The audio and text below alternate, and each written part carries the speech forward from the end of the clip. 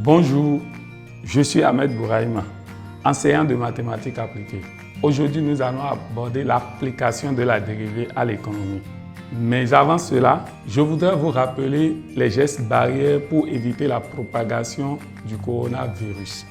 Se laver régulièrement les mains à l'eau et au savon, rester au maximum à la maison ou porter le masque. Respecter la distance de sécurité sanitaire qui est de 1 mètre. À présent, place au cours. Comme je l'avais annoncé, nous allons appliquer les mathématiques à l'économie à travers l'activité qui est au tableau. Je lis. La production d'une certaine quantité de biens engendre la fonction de coût total C de Q égale à Q au cube moins 12Q au carré plus 48Q. Petit 1. Précise la charge variable et la charge fixe. Petit 2. Déterminer le coût marginal CM de Q et le coût moyen CM de Q. Petit b. Déterminer la fonction bénéfice B de Q, sachant que chaque unité est vendue à 36 francs. 3. Pour quelle quantité Q de biens le bénéfice est-il maximal? Alors, à chaque niveau, nous allons rappeler les notions du cours. La première question, c'est de préciser. Précisons la charge variable et la charge fixe. Nous rappelons ici que le coût total est composé de la charge variable et de la charge fixe. Comment reconnaît-on la charge variable? La charge variable est toujours en fonction de Q. C'est une charge qui dépend de la quantité produite. Alors que la charge fixe ne dépend pas de Q, c'est une constante. Alors, à travers notre expression C T de Q égale à Q au cube moins 12Q au carré plus 48Q, on peut déjà dire que la charge variable est égale à Q au cube moins 12Q au carré plus 48Q et la charge fixe égale à 0. Parce que tout ce qui est là dépend de Q. Alors, il n'y a pas de charge fixe. S'il y avait une constante ici, on allait dire que la charge fixe égale à cette constante. Mais il n'y en a pas. Donc, nous venons de répondre comme ça à la première question. La deuxième question. A. On nous dit de déterminer. Terminons. À ce niveau, il y a deux petites questions. Déterminons, premièrement, le coût marginal. Dans la pratique, le coût marginal n'est rien d'autre que la dérivée du coût total. C'est la dérivée de la fonction coût total. Donc ici, la fonction coût total est notée C, ça fait la dérivée de cette fonction. C'est ça qu'on appelle coût marginal.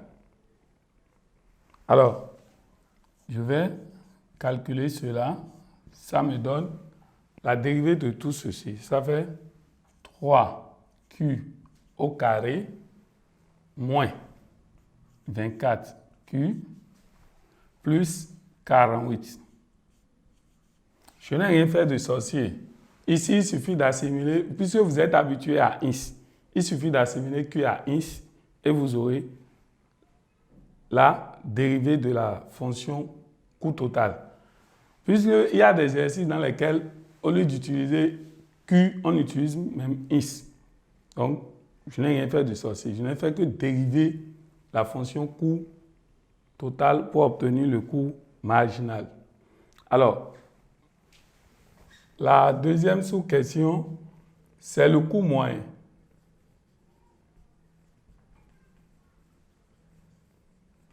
Le coût moyen, CM de Q.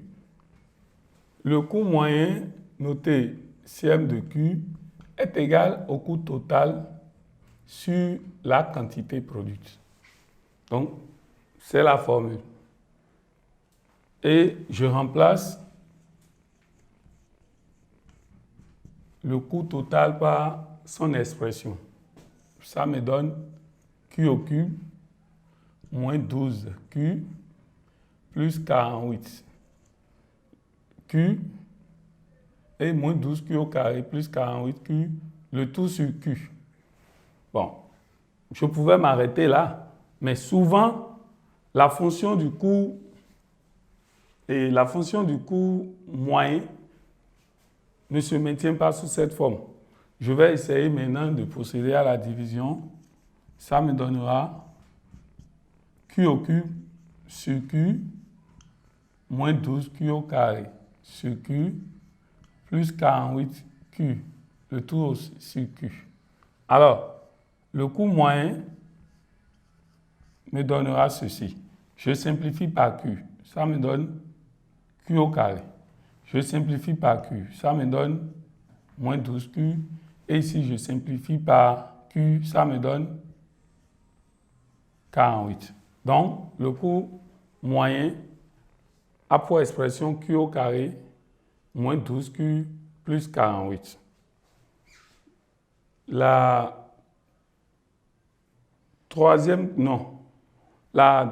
deuxième question, le petit 2, on nous demande de déterminer la fonction bénéfice. Déterminons la fonction bénéfice. Terminons la fonction bénéfice BQ. Q. Alors, tout le monde sait que le bénéfice est obtenu après avoir vendu. Quand on ne vend pas, il n'y a pas de bénéfice. Et bénéfice de manière générale égale à quoi? Prix de vente moins coût. Ça peut être coût de revient, coût de production, même coût d'achat, pourquoi pas parfois. Mais gardons que bénéfice égale à quoi? Égale à prix de vente ou recette moins coût. Alors, je peux me permettre d'écrire que B de Q égale à prix de vente moins le coût total. Alors, le bénéfice en fonction de Q.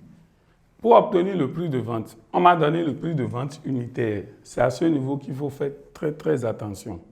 On nous a donné le prix de vente unitaire qui est de 36. Cela veut dire quoi? C'est une unité qui est vendue à 36 francs. Or, ici, nous en avons combien? Nous avons Q quantité. La quantité ici, c'est Q. Donc, pour avoir le prix de vente, ça fait quoi? Le prix unitaire fois le nombre d'articles. C'est comme si je vais au marché, j'achète 6 pains, 6 baguettes de pain. Et une baguette de pain me revient à 150. Pour avoir le prix de ces 6 baguettes de pain, ça me fait normalement 150 fois 6. De la même façon, lorsque je veux écouler mon article, et j'en ai 6, et le prix unitaire de 150, pour avoir le prix de vente, ça va me donner toujours 150 fois les 6. Donc ici, je vais écrire 36 fois Q. C'est ça le prix de vente. Moins maintenant, coût total. Donc moins, parenthèse. Q au cube moins 12Q au carré plus 48Q. Alors, je réécris le bénéfice. Alors, je vais développer. Ça me donnera 36Q moins Q au cube plus 12Q au carré moins 48Q.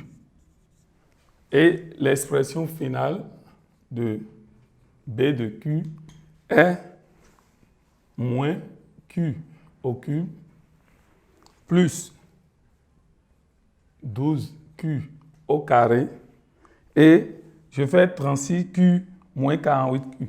Ça fait moins 12Q. Donc, c'est l'expression, ça, finale du bénéfice. Alors, la dernière question, c'est de déterminer la quantité Q de biens qui maximise le bénéfice.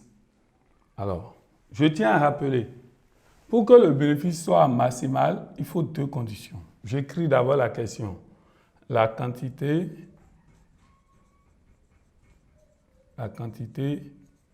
qui maximise le bénéfice. Alors, le bénéfice, je rappelle que le bénéfice est maximal. Quand il dit le bénéfice, ça est de la fonction bénéfice, est maximal si les deux conditions-là sont remplies. Quelle est la première? La dérivée de la fonction bénéfice s'annule et la dérivée seconde est inférieure à 0. Il faut que les deux conditions soient remplies pour que le bénéfice soit maximal. Nous avons la fonction bénéfice, mais nous n'avons pas sa dérivée. Nous allons commencer par dériver la fonction bénéfice. Alors, la dérivée du bénéfice me donnera moins 3Q au carré plus 24Q moins 12. C'est la dérivée de la fonction bénéfice. Alors, la première condition, c'est qu'elle est égale à 0. Donc, je l'égalise à 0. Posons B' de Q égale à 0. On aura alors moins 3Q au carré plus 24Q moins 12 égale à 0. Alors, j'ai affaire à une équation du second degré, à une inconnue. Je calcule le discriminant. Ça donne normalement B au carré moins 4AC. Alors, le discriminant, B ici, c'est le coefficient de Q. Ça fait 24 au carré moins 4. A, voici A égale à moins 3. Que multiplie C? C égale à moins 12. Donc, delta égale. Je vais calculer. Alors, delta me donne 432. C'est ce que delta me donne. Alors, je vais effacer une partie du tableau pour pouvoir achever l'exercice.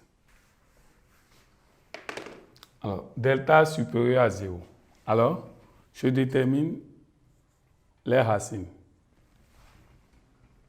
Q1 serait égal à moins B, moins racine de delta sur 2A. Donc, j'aurai Q1 qui serait égal à moins B. B égale à 24. Donc, moins B serait égal à moins 24. Moins racine de delta, ça fait moins racine de 432. Sur 2A. 2A, A égale à moins 3. Donc, 2A, ça fait 2 fois moins 3. Donc, je vais appuyer et trouver la valeur. Donc, Q1, ça fait Q1 égale à moins 7,46. Je vais m'arrêter à deux chiffres. Je vais calculer Q2. Ça fait moins B plus racine carrée de delta sur 2A. Donc, j'ai Q2 égale à moins 24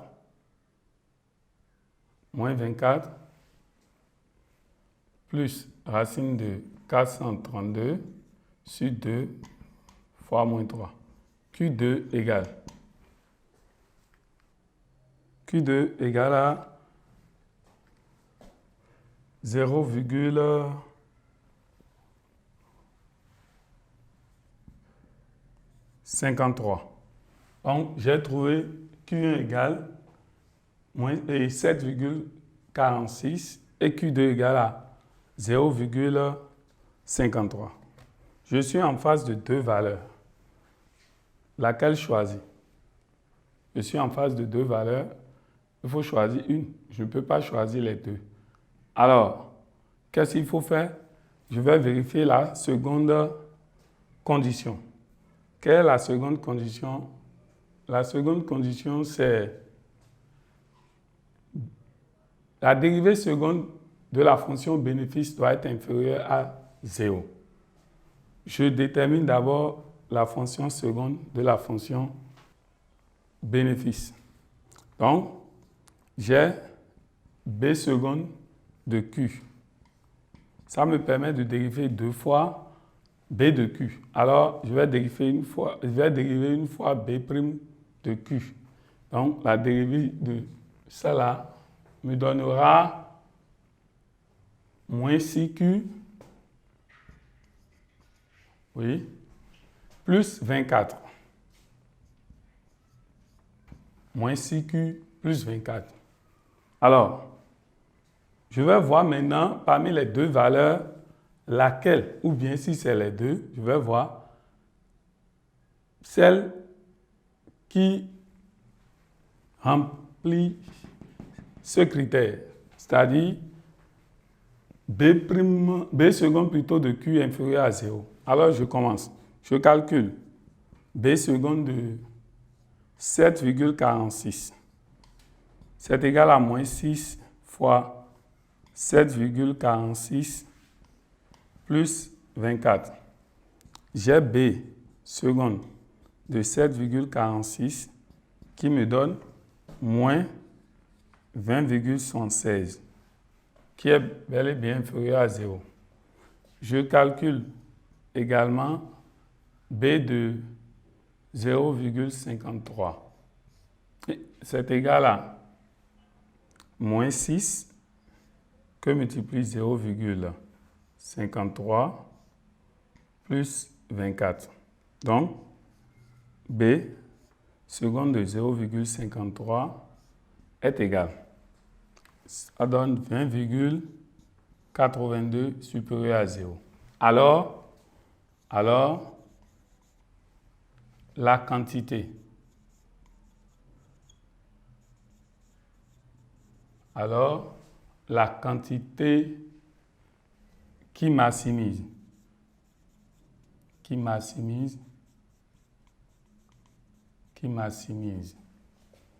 le bénéfice est Q égale à 7,46.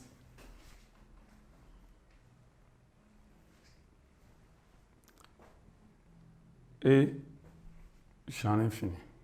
C'est la fin de notre cours du jour. J'espère que ce cours vous sera profitable en cette période de pandémie. À propos, je vous invite une fois encore à respecter toutes les règles des autorités sanitaires pour éviter la propagation du coronavirus. À bientôt.